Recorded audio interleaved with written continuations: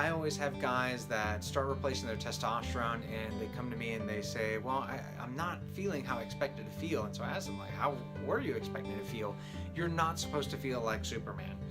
Just because your testosterone's higher doesn't mean you're going to be able to lift a car or push a refrigerator. First of all, it takes a while for the testosterone to start causing its effect. It's important to remember that testosterone is not a drug, it is a hormone. And when we're talking about hormones, we're talking about a hormone that's floating in the bloodstream, has to go into a cell. Once it gets into that cell, it actually has to go inside the nucleus and turn on DNA.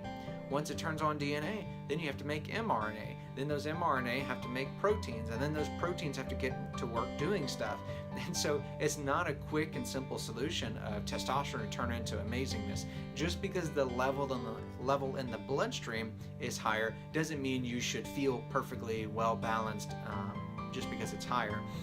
We see that definitely in women when we're doing bioidentical hormone replacement. We can get females' hormones optimized within a few weeks, but their hot flashes may not disappear completely until 6 months. Why would you say that? Your hormones have been balanced for 5 months now. Why are your hot flashes not gone?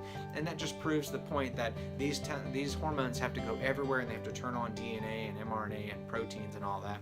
So if you start testosterone replacement, be patient and wait and see what benefits occur over time. You didn't get low testosterone in a day or two. You got there over months to years. So be patient. Wait a few weeks before you notice the benefits. The other thing that many people forget is that if you're not feeling benefits of testosterone treatment, then it's very possible that you're missing things. The number one thing that I see missed whenever I'm replacing testosterone is adrenal dysfunction. So not everyone's ready to swallow that pill and decide that adrenal dysfunction is real and that it's really affecting them, especially men. They're very resistant to it. I was resistant to it. And so adrenal dysfunction, I don't want to waste much time on it, but adrenal dysfunction says that your cortisol levels are too high, your stress glands are producing too much hormone, and that's causing the system to be kind of wired and tired, so to speak.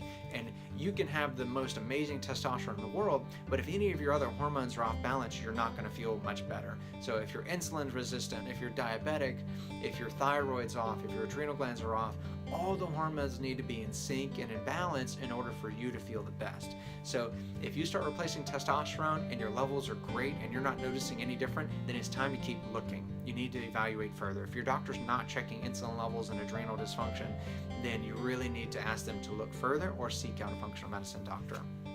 So just to reiterate, you're not going to feel like Superman on testosterone replacement, but you should feel your normal youthful self. So if you think about how you felt in your 20s and 30s as far as energy, sleep, and good rested sleep, muscle mass recovery and all that, that's kind of what you're aiming for. You're not expecting to be the next bodybuilder or the next Arnold Schwarzenegger in his glory days just because you started testosterone therapy. You can get there with hard work, just ask Arnold.